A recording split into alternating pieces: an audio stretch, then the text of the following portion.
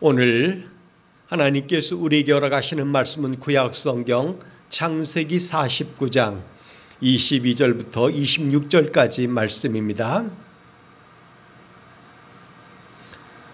허락하신 말씀을 우리 마음 다해서 함께 받들어 읽습니다. 22절 시작합니다. 요셉은 무성한 가지 곧 샘 곁에 무성한 가지라. 그 가지가 담을 넘었도다.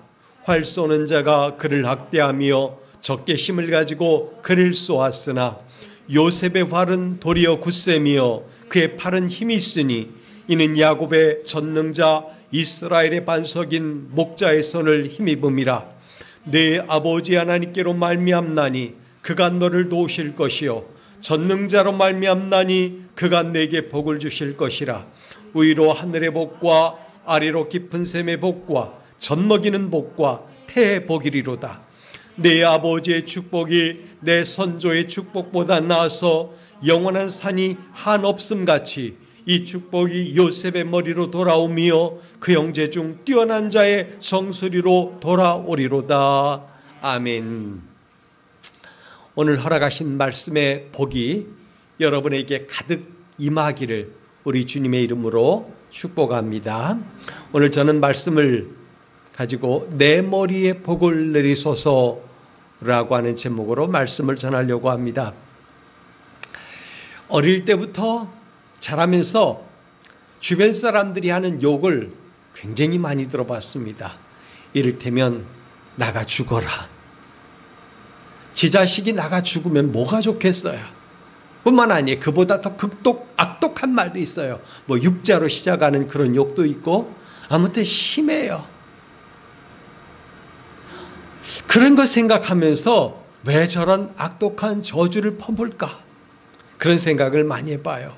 얼마든지 복을 빌어주고 잘 되기를 바라도 부족한데 그 머리에 하나님의 거룩한 말씀으로 복을 부어 내려줘도 부족한데 욕으로 저주를 내려주면 어떻게 될까? 그런 생각을 해보는 거예요.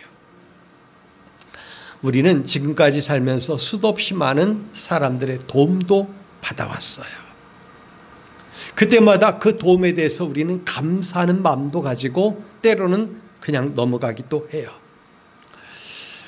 예전에 신방을 참 많이 다녔는데 병원에 신방 갈 일이 많이 있었습니다. 그때마다 병원에 아는 사람 한두 명만 있으면 참 좋겠다 그런 생각을 할 때가 있었습니다.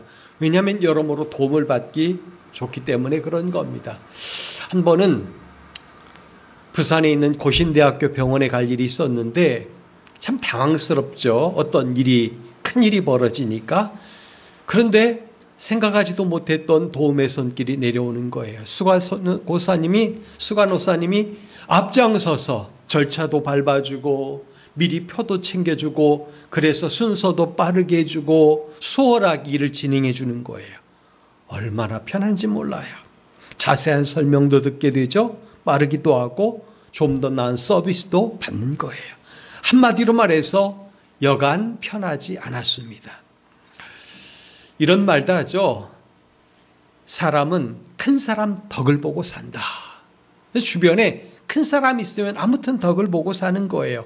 소위 후광을 입는다 이런 말이겠죠. 선친의 후광을 입는 사람 있습니다. 스승의 후광을 입고 사는 사람도 있죠. 그러다 보니까 좀 더 큰 사람 뒤에 서려고 하고 그 사람 곁에 머물려고 하고 줄 서기 하고 그런 사회가 되었습니다. 누구에게 줄 서면 승진한다더라. 출세한다더라. 일이 빠르게 된다더라. 그러는 거죠. 오래전 저는 도지사 선거 때 줄을 잘못 섰다가 좌천을 거듭한 어느 공무원 이야기를 들은 적이 있습니다. 어리숙한 질문이지만 줄 안 서면 되지 않느냐 그랬더니 하는 말이 그때가 되면 줄을 세운다는 거예요. 이쪽이든 저쪽이든 안 서면 여기서도 왕따 저기서도 왕따를 당한다는 거예요. 그런 조직 문화를 만들어 놓고 있다는 겁니다. 오죽하면 누구심 성씨를 붙여서 그렇게 말하는 거예요. 링컨 대통령의 아들 중에 로봇이라고 하는 이름을 가진 분이 계십니다. 그는 변호사, 장관, 외교관을 역임하면서 명망을 유지한 사람이에요. 아버지 후광이 대단했기 때문에 사람들은 그가 대선에 나오면 반드시 당선할 것이다. 당연히 당선할 것이다. 그래서 가능성이 높은 후보로 보았다는 거죠. 그러나 그는 아버지의 후광을 받기를 완강하게 거부했습니다. 그러자 사람들이 로봇에게 출마를 거부하는 이유를 물은 거예요. 그의 말은 이렇게 말하죠. 백악관은 금칠한 감옥인데 왜 나더러 거기 들어가라고 하느냐, 이렇게 말을 했다는 거예요. 우리나라도 이제 다음 달이면 총선이 오죠. 그리고 얼마 오면 또 대선도 이어지고 이런 거 있습니다. 근데 보세요. 얼마나 많은 사람들이 내가 하겠다고, 내가 아니면 안 된다고 그렇게 말하는지 몰라요. 그런 일들이 많이 생겨 있는 것입니다. 저는 저나 여러분 모두가 하나님께서 우리에게 어떤 마음을 주시든 감동을 주시는 대로 움직이면 참 좋겠다 생각을 합니다.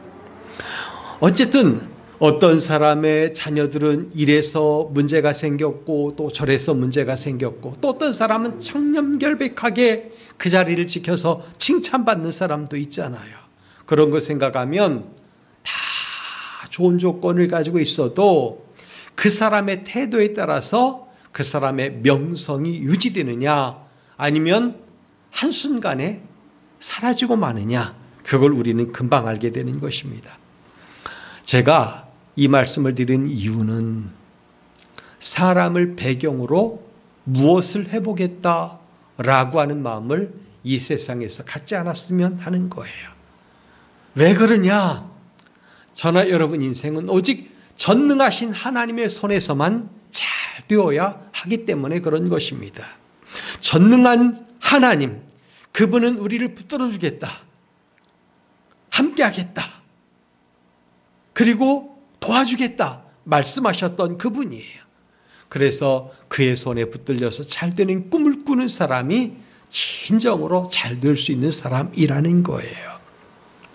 세상으로부터 잘 되려고 하는 누군가의 후광, 누군가의 도움으로 잘 되려고 하는 그런 생각 버리고 하나님 손에서 크게 되려고 하는 그런 꿈을 품고 살아가는 여러분들이 되길 바랍니다. 우리 모두는 하나님 덕을 보고 사는 인생이기 때문에 그런 것입니다. 오늘 말씀을 들어가 보세요. 야곱은 임종 직전에 요셉에게 안수하면서 복을 빌어주는 이야기입니다.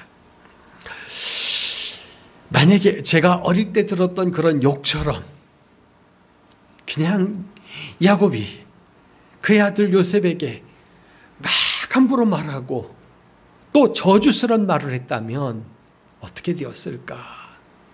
야곱은 그렇게 하지 않았어요.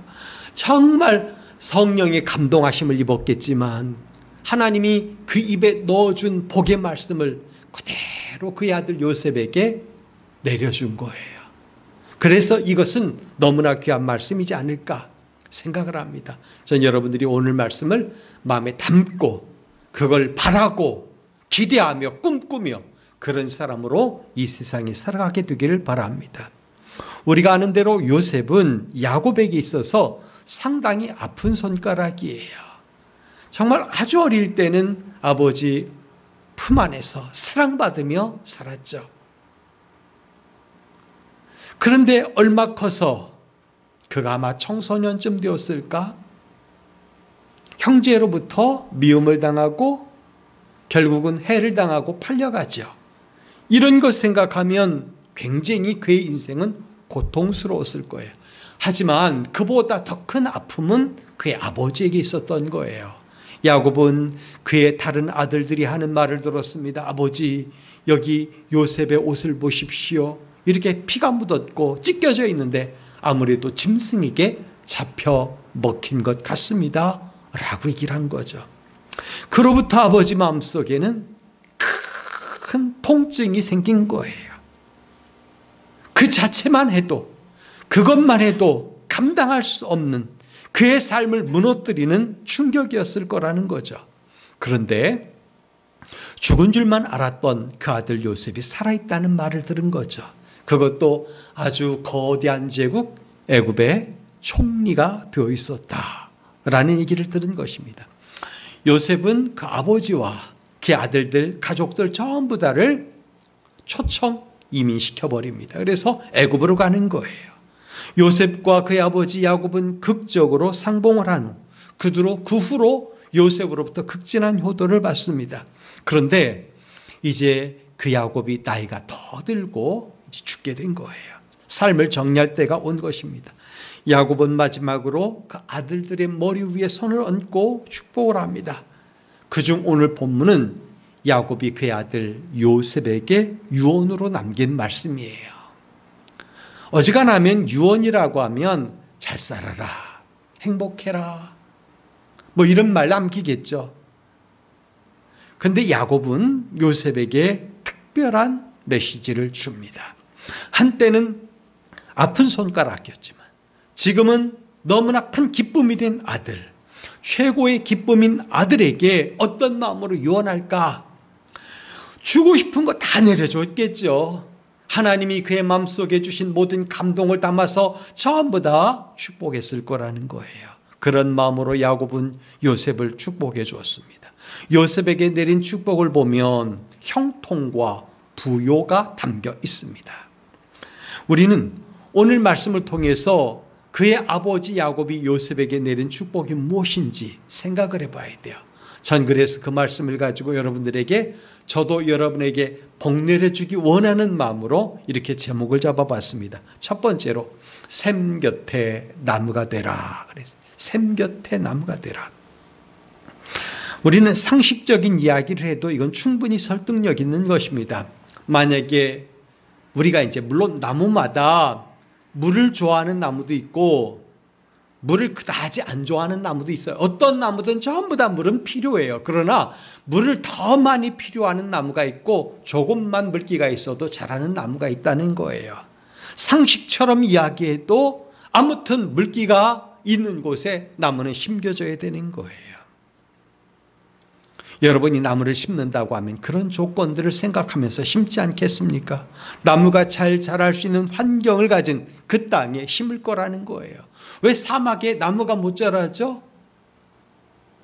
기본적인 토심에 나무가 자랄 만한 물이 없어서 그래요. 물기가. 그러니까 심어도 안 자라는 거죠. 물론 관계수로를 하고 이러면서 심을 수는 있겠죠. 그러나 어지간한 땅에서는, 사막에서는 자랄 수가 없는 거예요. 우리가 나무를 심을 때 그 나무를 통해서 기대하는 바가 있기 때문에 좋은 땅에 심을 거라는 거죠. 과일이면 과일, 목재면 목재, 또는 어떤 조경이든 상관없어요. 그러니 심겼다는 사실만으로도 나무는 특별한 존재라는 거죠. 성경은 자녀를 축복할 때 어린 감람나무 같으리로다, 또는 포도나무 같다, 이렇게 말하기도 했고, 또 훌륭하게 잘 자기를 바라서 백향목 같다, 이렇게 말하기도 했다는 거죠. 종려나무나 레바논의 백향목 같다, 이런 표현을 한 거예요. 하나님께서는 특별한 목적을 가지고 친히 심었다는 얘기죠. 시편 92편 12절 말씀을 보면 의인은 종려나무같이 번성하며 레바논의 백향목같이 성장하리로다, 이렇게 말을 했어요. 나무를 비교해서 잘 되어지기를 바라는 그 마음을 담아서 그렇게 표현한 거예요. 하나님은 이스라엘을 애굽에서 건져내신 후 그들을 약속의 땅에 옮겨 심으시고 친백성으로 삼으셨어요. 오늘날로 해석하면 하나님은 우리를 세상 가운데서 선택해서 하나님의 집에 옮겨 심으시고 주의 자녀, 주의 소유 삼으셨다는 거죠. 우리는 아무데나 심겨진 게 아니라는 거예요. 하나님께서 제일 좋다고 여기는 곳에 우리를 심으신 것입니다. 약속의 땅에, 말씀이 기름진 곳에, 하나님의 눈길이 머무는 곳에, 하나님이 복 내리시는 곳에 우리가 심겨졌다는 거예요. 전 여러분들이 거기서 종려나무처럼 넓게 퍼지고 열매를 풍성히 맺고 백향목처럼 좋은 제목으로 자라게 되기를 주님의 이름으로 부탁드립니다. 오늘 말씀을 보면 우리가 바로 샘 곁에 심겨진 나무라는 거죠. 나무가 샘으로부터 끊임없는 은총을 받는 것처럼 우리 또한 하나님이 주시는 그런 은혜를 지속적으로 받아 누리게 된다는 얘기죠. 하나님은 오직 한 가지 목적을 위하여 은총을 흘려보내시는 거예요. 구약성경 예레미야 17장 7절 이하의 말씀을 보면 무릇 여호와를 의지하며 여호와를 의뢰하는 그 사람은 복을 받을 것이라 하면서 8절을 보면 그는 물가에 심겨진 나무가 그 뿌리를 강변에 뻗치고 더위가 올지라도 두려워하지 아니하며 그 잎이 청청하며 가무는 해도 걱정이 없고 결실이 그치지 아니함 같으니라. 이렇게 말을 했어요. 서부 아시아 지역, 그러니까 이제 이스라엘이 포함되고 또는 이제 북아프리카 지역, 이집트가 포함된 그 지역은 나무에 대한 애착이 굉장히 강했대요. 고대로부터. 그래서 전쟁은 왜 전쟁을 했냐면 나무를 빼앗아오긴 전쟁이었다는 겁니다. 그만큼 중요한 의미를 지녔다는 거죠. 그런 배경을 가지고 오늘 말씀을 보면 이 말씀은 굉장히 큰 의미가 있는 거예요. 여호와를 의지하며 의뢰하는 사람에게 복을 주시려고 하나님은 끊임없이 은혜의 물을 흘려보내 주시는 거예요. 그래서 우리는 생각하는 것입니다. 아, 내가 샘 곁에 심겨진 나무로구나.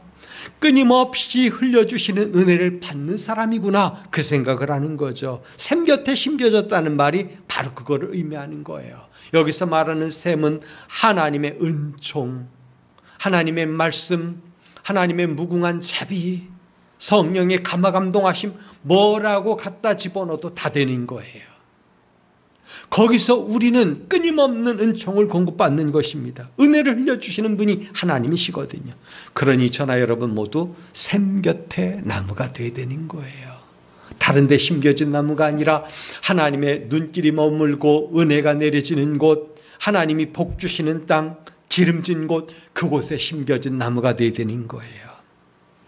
평생 그 샘 곁에 심겨진 나무가 되기를 소망하고 스스로의 위치를 그쪽으로 다가가는 그런 존재가 되어야 되는 거예요. 하나님의 자녀라면 당연히 자기가 심겨져야 될 곳이 어딘지를 알아야 되는 거예요. 환락, 향락, 오락, 운동, 그런 곳에 심겨진 나무가 되면 안 돼요. 하나님이 기뻐하시는 곳, 그곳에 심겨져야 된다는 거죠. 성도 여러분, 지금 여러분이 심겨진 자리가 어딘지를 돌아볼 수 있길 바랍니다. 여러분이 심겨진 자리가 샘곁인지 은혜의 장소인지 하나님의 은총이 내려오는 땅인지 하나님의 눈길이 머무는 땅인지 살펴보자는 거예요. 그곳에만 있으면 저는 분명히 장담하기를 하나님의 은혜는 끊임없이 여러분의 삶에 스며들 것이다 이거예요. 당연한 얘기지만 샘 곁의 나무는 무성해지게 마련입니다. 야곱은 요셉이 샘 곁에 심겨진 나무처럼 무성하게 자라 열매를 맺고 번성하기를 축복한 것입니다. 무성하게 자라지 않고는 충분한 열매를 기대할 수가 없는 거예요. 그래서 못된 나무가 좋은 열매를 맺을 수 없고 좋은 나무가 나쁜 열매를 맺을 수 없다 이렇게 말하는 거예요. 좋은 나무에서 좋은 열매가 맺어지는 겁니다. 좋은 나무가 되려면 좋은 은혜를 받아야 되는 거예요. 좋은 은혜를 받아서 좋은 나무가 되고 좋은 열매를 맺어서 그 열매를 세상에 나눠주는 삶을 사는 거, 이게 바로 성도가 살아야 될 삶의 모습이라는 거예요. 여호수아 17장 14절 이하에 보면 요셉의 후손에 대한 기록이 나와요. 거기 보면 요셉의 후손이 여호수아에게 이렇게 말합니다. 우리가 여호와께 복을 받아 이렇게 많은 무리를 이루었는데 사람은 많고 땅은 좁아 살기에 불편합니다. 이에 여호수아가 요셉의 후손에 대해서 이렇게 말을 해줍니다. 너희가 많은 무리를 이루었으니 숲으로 올라가 개간하라. 인정해 주는 거예요. 그렇구나. 너희가 많은 수를 이루었으니 너희가 사는 땅으로는 부족하니 땅을 더 차지해라 그 얘기예요. 더 넓은 땅을 줍니다. 그만큼 요셉의 후손은 번성했습니다. 더 넓게 뻗어간 거예요. 요셉의 후손이 이렇게 뻗어간 이유가 뭘까요? 샘 곁에 심겨진 나무가 되었기 때문에 그런 거예요. 여러분, 내가 가진 힘이 많아서 사람이 밀어줘서가 아니에요. 그건 일시적인 거예요. 영원한 은총, 끊임없이 공급되는 은혜는 오직 하나님에게로부터 오는 거예요. 그래서 우리는 우리에게 오는 더 큰 복을 항상 붙들고 살아가는 그런 주님의 자녀가 되어야 하는 것입니다. 잘 되는 백성, 잘 되는 백성 되어야 돼요. 예레미야는 그 당시에는 상당히 사회가 어렵고 믿음이 떨어지는 시대였어요. 어떤 의미에서는 지금 이 시대가 맞지 않는가 생각을 합니다마는 예레미야 2장 13절에 보면 그 선지자는 이렇게 탄식을 합니다. 내 백성이 두 가지 악을 행하였는데 첫째는 생수의 근원이 되는 나를 버린 것과 즉 하나님을 버렸다는 거예요. 둘째는 스스로 웅덩이를 판 것인데 스스로 웅덩이를 팠다는 거예요. 하나님으로부터 물을 공급받는 게 아니라 자기가 웅덩이를 파서 거기서 물을 얻으려고 했다는 거죠. 그런데 그 웅덩이가 어떠냐? 물을 저축하지 못할 터진 웅덩이니라 이렇게 말을 했어요. 아셔야 돼요. 하나님이라고 하는 웅덩이는 터지지 않은 웅덩이, 마르지 않는 웅덩이인 반면에 우리가 세상에서 판, 즉 하나님의 뜻을 저버리고 판 웅덩이들은 겉모습은 어떨지 모르지만 터진 웅덩이, 물이 없는 웅덩이라는 거예요. 우리는 그래서 두 가지를 잘해야죠. 첫째는 생명의 근원이 되는 하나님을 버리지 말을 것과 또 하나는 하나님이라고 하는 웅덩이 외에 다른 것을 탐하면 안 돼요.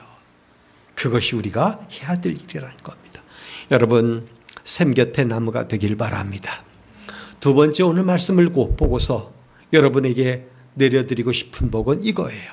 전능자의 손에 붙들리라 이거예요. 전능자의 손에 붙들리라. 야곱은 요셉에게 하나님의 손길이 함께하기를 축복합니다. 이는 전능자의 손에 붙들려야 진정 강해질 수 있는 걸 알았기 때문에 그래요. 사실 요셉은 평탄한 삶을 살지 못했어요. 오히려 험하고 거친 광야길을 걸었다라고 말해야죠. 그때 누구도 그를 도와주거나 밀어주지 못했습니다. 요셉이 형제들로 인하여 어려움을 겪은 일 여러분은 잘 알 겁니다. 그들은 요셉을 시기했죠. 미워했죠. 그래서 죽이려고 하다가 가까스로 모면한 요셉은 사막을 오가는 상인들에게 팔려서 결국 애굽까지 가고 맙니다. 거기서는 어땠을까요? 보디발의 아내로 인하여 감옥에 갇히게 되죠. 고난당하는 겁니다. 그러했음에도 불구하고 요셉은 그런 모든 역경을 다 넘어서 잘 되었다는 거죠. 그 표현을 야곱은 이렇게 말하죠. 23절에 보면 활 쏘는 자가 그를 학대하며 적개심을 가지고 그를 쏘았으나 이렇게 말해요. 형제들이 요셉에게 활을 쏘았다는 거죠. 보디발의 아내가 활을 쏘았다는 거예요. 그 말을 듣고 보디발이 활을 쏜 거예요. 그만큼 죽을 고비를 수도 없이 넘겼지만 그게 23절의 표현인 거예요. 그런데 요셉은 그런 학대하는 자들의 손 속에서도 학대 속에서도 적개심 속에서도 넘어지지 않았다 이 얘기예요. 요셉에게 무슨 대단한 의지가 있어서 그렇게 감당할 수 있었을까요? 일어설 수 있었을까요? 요셉이 가진 힘이 대단했을까요? 아니라는 거죠. 야곱은 그 사실을 정확하게 그의 아들 요셉에게 알려주는 것입니다. 그것은 전능자의 손이 요셉을 붙들어 주셨기 때문이다 이거예요. 그게 24절 말씀이죠. 뭐라고 합니까? 요셉의 팔은 도리어 굳세며 그의 팔은 힘이 있으니 이는 야곱의 전능자 이스라엘의 반석인 목자의 손을 힘입음이라 그랬어요. 여러분, 우리는 주어진 상황과 현실 속에서 어떤 때는 감당하기 힘든 무거운 짐을 진 것 같은 사람이 있을 수 있어요. 뛰어넘어가고 싶은데 너무나 폭이 넓은 것 같아서 엄두가 안 날 때가 있어요. 어떤 때는 자기를 공격하고 괴롭히는 사람들이나 세력이 있어서 그들로부터 받는 공격이 너무 심해서 죽을 것만 같을 때도 있어요. 그런데 성경 말씀을 보면 믿음의 사람, 하나님의 사람 요셉은 일어섰다는 거예요. 견뎌냈다는 겁니다. 근데 견디는 힘이 요셉 자신에게 있던 게 아니라 전능자의 손이 그와 함께 했기 때문이라는 거죠. 여기서 우리는 생각을 해야 돼요. 요셉이 하나님을 갈망해서 하나님 도와주세요 이래서라기보다, 물론 그랬으면 더 좋겠지만 그거 아니어도 하나님이 그의 손을 붙들어 주셨다는 거예요. 예, 그렇습니다. 우리는 하나님을 잊을 때도 있어요. 더 큰 기대를 갖지 못할 때도 있어요. 그러나 샘 곁에 심겨진 나무, 하나님의 백성, 하나님의 자녀는 어떤 경우에도 하나님의 손길이 떠나는 법이 없어요. 붙들어 주시는 거예요. 성도 여러분, 전능자의 손에 붙들린 인생을 살길 바랍니다. 요셉처럼 전능자의 손에 붙들려야 그래 되는 거예요. 성경은 그가 우리의 오른편에서 우리를 도와주시며 그의 오른손으로 우리를 붙들어 주시마라고 말을 했어요. 감사하게도 예수를 구주로 믿는 우리 안에는 이미 세상이 감당하지 못할 큰 은혜와 능력이 들어와 있다는 사실이에요. 여러분, 그렇기 때문에 여러분은 더 이상 거꾸로 트림을 당해도 망하지 않는 존재가 된 것입니다. 사방으로부터 우겨싸임을 당해도 쌓이지 않는 존재가 된 거예요. 왜? 하나님이 여러분과 함께 그 자리에 계심에 모든 사방 대적들이 잠잠해질 수밖에 없는 거예요. 왜? 이미 우리 하나님께서 예수 그리스도를 통하여 그곳에서 승리를 선포해 놓으셨기 때문에 그런 것입니다. 이김이 되시고 보배가 되시는 주님, 그 하나님이 여러분과 함께한 것입니다. 우리가 이전에 복음 찬양 가운데 약할 때 강함 되시네 라고 하는 찬양을 많이 불었습니다. 약할 때 강함 되시네, 나의 보배가 되신 주, 주 나의 모든 것, 주 안에 있는 보물을 나는 포기할 수 없네, 주 나의 모든 것이라고 하는 찬양이죠. 성도 여러분, 전능자의 손에 붙들리면 영원한 평강과 이김이 여러분에게 항상 있을 줄 믿으시기 바랍니다. 이게 바로 아버지 야곱이 요셉에게 내려준 축복이에요. 전 한 가지 더 있게 하려고 그래요. 담장 너머로 뻗은 가지가 되라, 이거예요. 담장 너머로 뻗은 가지가 되라. 인격과 성품을 잘 가꾼 사람은 언어에서 그 사람의 인격과 성품이 보여져요. 행동거지에서 그 사람의 인격과 성품이 보여지는 거예요. 저는 여러분들이 예수님 닮은 인격으로 이 세상에 존재하길 바랍니다. 우리 안에도 우리의 신앙과 성품을 아름답게 가꾸려고 하는 그런 의지가 있어야 되고 성령님의 도심이 있어야 돼요. 신앙 인격이 날마다 아름답게 빛날 때 그 자리가 바로 선교의 현장이고 전도의 자리인 거예요. 우리가 말로 천마디 만마디 하는 것보다 그렇게 우리의 언어와 행실이 따라줄 때 정말 하나님께 영광을 돌리는 것이고 사람들이 여러분을 통하여 하나님을 만나게 되는 것입니다. 요셉은 변함없이 하나님을 모시고 살았습니다. 그의 행동, 그의 언어 속에서 하나님 나라가 깃들어 있었어요. 하나님의 음성에 순종할 줄 알았고 의지할 줄 알았습니다. 하나님의 마음에 드는 삶을 살았기 때문에 항상 그에게는 하나님의 향기가 드러날 수 있었던 거예요. 그러니 그가 어디를 가든지 형통했을 겁니다. 무엇을 하든지 잘 됐을 거예요. 왜? 하나님이 그렇게 도와줬거든요. 여러분, 우리가 하나님의 사람으로 이 땅에 존재하며 하나님 나라를 이뤄가고자 할 때 하나님의 돕는 손길, 잘되게 하는 손길은 여러분에게 항상 역사하고 있을 거예요. 그걸 믿어야 되는 것입니다. 그래서 우리는 하나님의 사람이 되는 게 중요한 거예요. 요셉은 하나님의 사람으로 어디서든지 존재했어요. 그가 보디발의 집에 있었건 감옥에 있었건 총리 대신으로 있었건 하나님의 사람으로 향기를 드러냈기 때문에, 존재했기 때문에 그가 손대는 게 잘 될 수밖에 없었어요. 사람들이 그를 통하여 야, 저 사람이 하나님과 함께하는 사람이구나, 하나님이 복 주시는 사람이구나 하는 걸 안 거예요. 잘 돼야 돼요.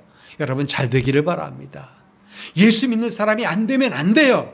잘 돼야 돼요.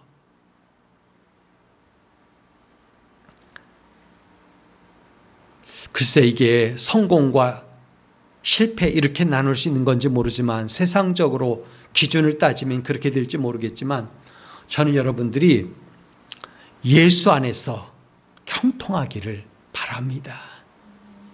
예수 믿는 사람이 인생이 자꾸만 줄어들고 피곤해지고 그 모습 속에 기쁨이 사라지고 이러면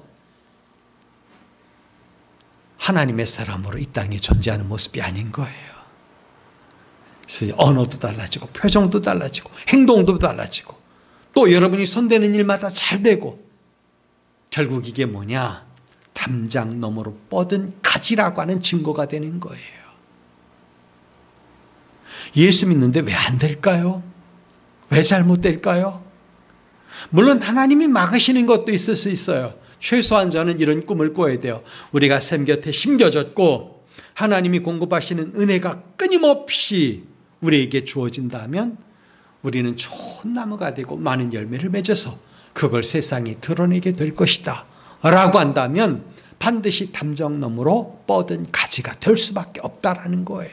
당연한 거 아닐까요? 환경이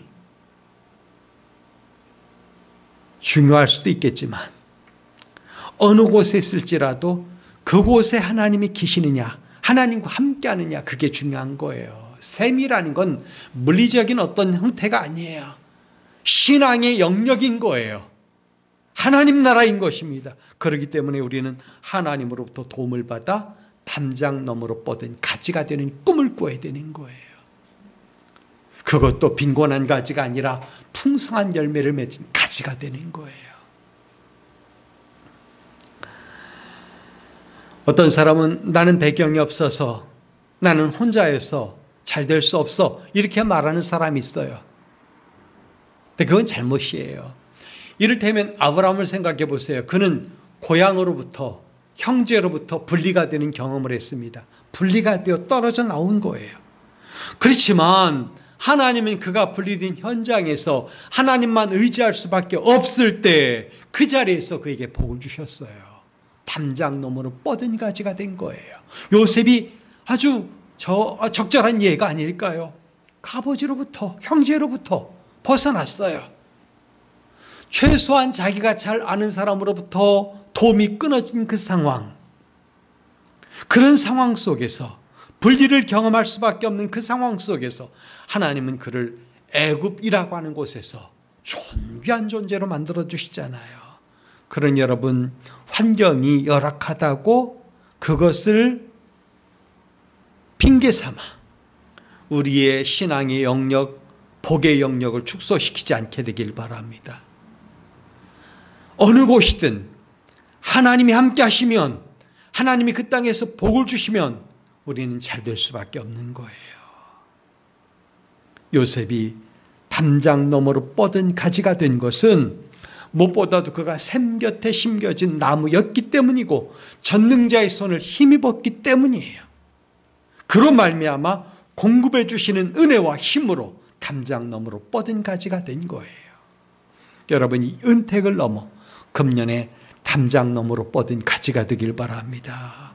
열방과 세계를 향하여 퍼져나가는 가지, 하나님의 복을 세상 사람들에게 나타내 보이고 나눠줄 수 있는 그런 사람이 되는 것, 요셉처럼 가족도 먹여 살리고 그 땅의 거민들도 먹여 살릴 수 있는 그런 존재가 되는 것, 이게 바로 하나님이 우리를 세우신 목적이 아닐까요? 말씀을 맺겠습니다. 오늘 저는 허락하신 말씀을 붙들고 세 가지 이야기를 여러분과 나눴습니다. 그 가운데 하나가 샘 곁에 심겨진 나무가 되라 라는 거였고, 또 한 가지는 전능자의 손에 붙들리라 라는 말씀을 드렸고, 그리고 마지막으로 담장 너머로 뻗은 가지가 되라 그랬습니다. 이 복이 그의 아버지로부터 아들 요셉에게 내려진 거예요. 여기서 언어, 복된 언어가 크게 역사했어요. 맨 처음에 말씀을 드렸지만 사람들에게 저주하는 말 하면 안 돼요. 자기 자녀들에게 저주하는 말 하면 안 돼요. 잘 될 것이다, 잘 되는 존재다, 잘 되게 만들어주는 언어 생활을 해야 돼요. 그게 바로 믿음의 사람들이 해야 되는 이야기라는 거죠. 빌어먹을 놈,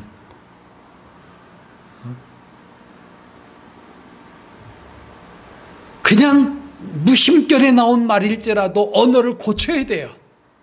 믿음의 언어, 생명을 살리는 언어, 하나님을 기쁘시게 하는 언어, 그 언어가 그 아들을 그런 모습으로 만들어낸 거예요. 오늘 귀한 언어 생활함으로 요셉과 같은 삶을 살아 하나님께 영광 돌리는 복의 백성들이 되기를 주님의 이름으로 부탁드립니다. 기도하겠습니다. 거룩하신 아버지, 허락하신 말씀을 붙듭니다. 우리도 복된 언어 생활을 하여 하나님께 영광 돌리게 하여 주옵소서. 그 복된 언어 가운데 믿음으로 그 말씀을 받은 요셉이 잘 됐던 것을 우리가 기억해 봅니다. 우리도 샘 곁에 심겨진 나무가 되게 하여 주옵소서.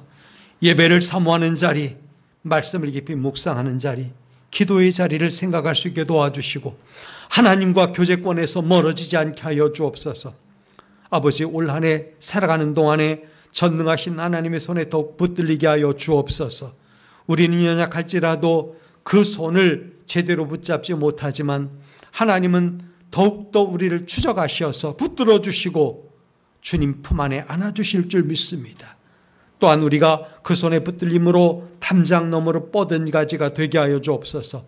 공급이 끊어지지 않는 삶, 하나님의 은혜를 받아들이는 삶을 살게 하여 주어서 그 은혜로 말미암아 가정이 잘 되고 직장이 잘 되고 이 땅에 많은 사람들에게 복을 흘려보내는 주의 존귀한 자녀들이 되게 하여 주옵소서. 예수님의 이름으로 기도하옵나이다. 아멘.